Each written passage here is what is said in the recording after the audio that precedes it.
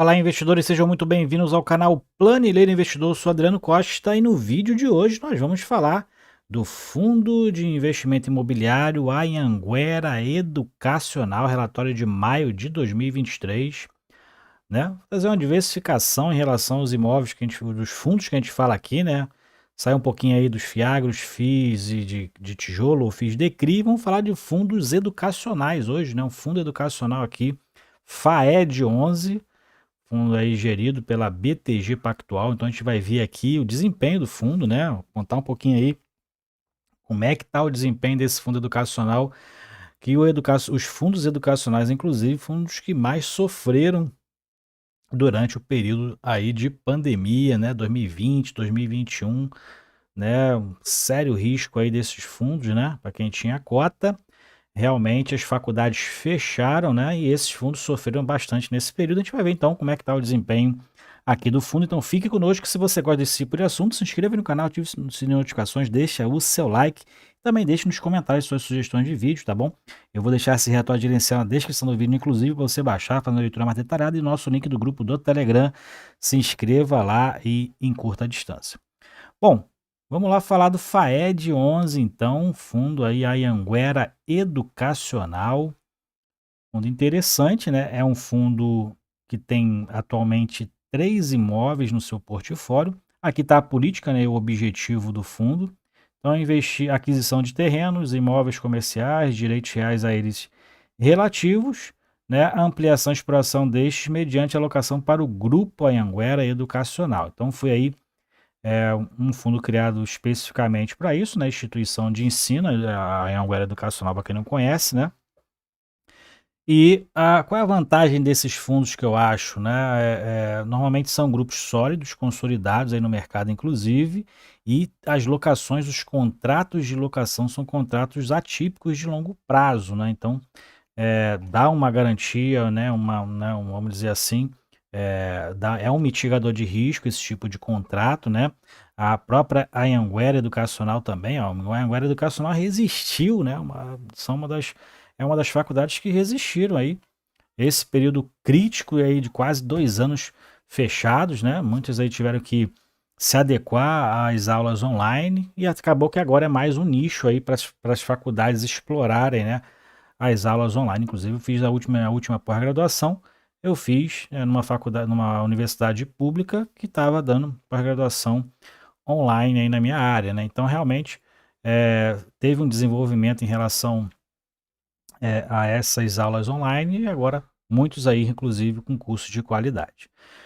E a Anhanguera superou, né? Então mostra-se aí que é uma grande empresa realmente, né? Um grande grupo, né? E aí que é um mitigador de risco, né? O grande risco realmente né, é a questão da própria empresa, né? Ela pode estar bem hoje e amanhã pode estar ruim, né? Então, realmente e também não tem essa diversificação em relação a outras empresas, né? É um fundo específico aí para o setor educacional e para o grupo Anhanguera. Então, isso aí realmente é a grande questão em relação aos riscos de investir nesse fundo, tá? Então, a gente tem aqui as principais características. É um fundo que tem desde dezembro de 2009. Então, a gente verifica um fundo aí que já vai para o 14º ano de mercado, fez 4 emissões de cotas, ó. Ele é administrado pela BTG Pactual, tá? E a área de locação do empreendimento, ele tem 3 empreendimentos, então, Taboão da Serra, que é o principal, Valinhos e Leme, todos em São Paulo, são belos imóveis, tá? A gente vai ver as fotos aqui. Cotistas atualmente, 4.755 cotistas. Eu não sou cotista do fundo, tá? Nunca fui ainda, né? Mas é um fundo, por exemplo, que está variando muito de preço e está muito abaixo do valor de mercado, tá? Atualmente, eu vi hoje aí, fechou de 16 de junho a R$ 154. Só hoje o fundo aumentou R$ 4 do valor de mercado. Não é um fundo que tem uma liquidez alta, porque também é um fundo que não tem um patrimônio tão grande, tá? Então acaba que a precificação fica um pouco prejudicada com relação a isso. Tem esses picos de variação aí, como a gente verifica, né? Mas o fundo fechou, inclusive, em maio a R$ 142 no mercado, né? Então aumentou aí do início de maio, nessas 2 semanas aí de junho, aumentou aí em torno de R$ 12, né? Em relação a quase 10% variação em relação ao que fechou no mês de maio, né? Em relação ao valor da cota, ó, o valor da cota é 217,60. Então o fundo está bem descontado em relação ao seu valor patrimonial. Mais para baixo a gente verifica a quantidade de cotas emitidas, né? E é um fundo de gestão passiva, diferente da maioria que a gente acompanha aqui, né? Um fundo de gestão passiva, por isso que só tem o administrador, não tem um gestor, né? Porque a própria universidade é o gestor aí dos imóveis, tá? Bom, mais para baixo a gente verifica aqui a nota da administradora, então é o desempenho do fundo, na verdade, né? O que aconteceu no fundo nesse período. Então o fundo detém 100% dos 3 imóveis adquiridos e locados para a Anhanguera Educacional. Então esses imóveis foram adquiridos por meio da operação Sale Linsenbeck. Então, pela operação aqui, são imóveis que pertenciam à Anhanguera Educacional, o fundo comprou e a própria Anhanguera passou então a ser a locatária, tá? Normalmente as empresas fazem isso para poder fazer um fluxo de caixa, né? Normalmente empresas que estão com dificuldade de fluxo de caixa, a gente verifica aí alguns fundos fazendo isso, a Globo fez com o Vino 11, né? E outros aí que fazem esse tipo, principalmente ali o Alianza, né? O Alianza, o ALZR11, conhecido Alzirão, faz muito esse tipo de operação com algumas empresas, tá? E o fundo tem contrato aqui até setembro de 2031. Então, um contrato ainda de 8 anos aí pela frente. Bom, fatos relevantes são fatos muito antigos, né? Da época aí do início da pandemia e lá de um ano depois da pandemia, o fundo que fez diversas ali operações ali de retificação de aluguel, descontos, né? Para poder a Anhanguera aí permanecer. Teve descontos aí de 15% inclusive, né? Teve por 12 meses, né? Foi até renovado por algumas vezes. Então, para evitar qualquer tipo de rescisão, né, antecipada aí da Anhanguera por falta de caixa, realmente, o fundo concedeu, então, aí descontos para que o fundo, que a Anhanguera permanecesse como locatária do fundo, né. E aqui o último fato relevante foi de junho de 23, revisionado do aluguel, de acordo com as condições comerciais lá de 2 imóveis, o Valinhos e o Leme. Então, novos aluguéis com database aí em maio de 2023. Então ele fala aqui que tal acordo, né? Tal acordo desses novos patamares ali comerciais tem o objetivo de preservar a permanência da locatária em ativos, bem como manter a boa relação entre o fundo e a locatária. Bom, mais para baixo que a gente verifica a receita de aluguel mensal, o principal é do Taboão da Serra, 56%, Valinhos é o outro, 33% é o segundo, né? E o Leme, em torno de 10,5% aí da receita do fundo vem do imóvel lá do Leme.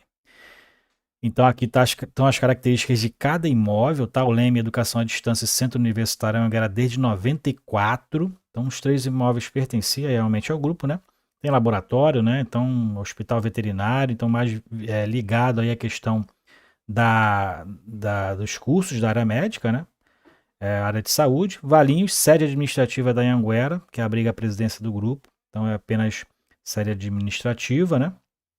E Taboão da Serra, Educação à Distância, Faculdade Anhanguera de Taboão desde 2000. Então oferece cursos de graduação e pós-graduação. Laboratório de Saúde, Informática, Biblioteca e Anfiteatros com palco.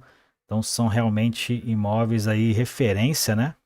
Aqui é o mês de reajuste para cada área, então todos eles são reajustados em dezembro. Então, excepcionalmente, ali o de Valinhos e Leme teve essa repactuação ali em cima, né? Em relação à competência. E a ocupação do fundo, 100%. Fundo 100% ocupado. Revisionais, então, 2023, 56,47%. É o de Valinhos, né? Que vai ser, Valinhos, onde está Taboão da Serra, que vai ser revisado o contrato, né? E aqui as fotos do empreendimento. Então, essa aqui é o de Taboão da Serra, né? A universidade aqui bem grande, inclusive, né? Aqui é do Leme, né? Então, que abriga ali principalmente as da área da saúde. Então, tem aqui provavelmente educação física também, né? Por conta daqui da área esportiva, né? E aqui é onde abriga a sede, então, em Valinhos, né? A sede administrativa e a presidência do grupo, né? faculdade aí que tem reconhecimento, inclusive, né, expansão nacional. Aqui é o resultado, a demonstração de resultados do fundo. Então, abril, né, que é a referência que o fundo teve aí, quantidade de propriedades para investimento, receitas, né, 1.087 milhão, outros ativos financeiros, normalmente onde o caixa fica aplicado, 19 mil reais. Despesas operacionais quase 75 mil, então um lucro aqui de 1.033 mil reais, né? E o fundo fez uma reserva, utilizou na verdade a reserva de contingência de 124 mil para distribuir então 1.040 mil reais. Mais para baixo a gente vai verificar a questão da distribuição mensal, a database, né? A database do fundo então foi aqui o quinto dia útil, né, e paga no 10º, quinto dia útil e paga no 10º dia útil. O rendimento que foi referente a abril, essa parte financeira aqui é referente a abril, R$ 1,62, competência abril, pagamento em maio. Então, que foi pago lá em maio, lá no dia 15 de maio, R$ 1,62. O fundo vem distribuindo aqui um bom patamar aqui de distribuição com base inclusive no valor de mercado, né? Em torno de ali mais de inclusive de 1% de distribuição, com base no valor patrimonial um pouco menos, aí, em torno de 0,7%, 0,75%. Aqui foram as cotas de fechamento, então, de referência abril, na verdade, R$ 142, né? Ele, agora em junho, né, um mês e meio depois, está cotado em torno de R$ 154. Então, essa diferença ali que eu falei no início, na verdade é de abril a segunda semana de junho, não nessas duas primeiras semanas de junho. Então o fundo teve ali um aumento sim de quase 10% nesse um pouco mais de 40 dias, tá?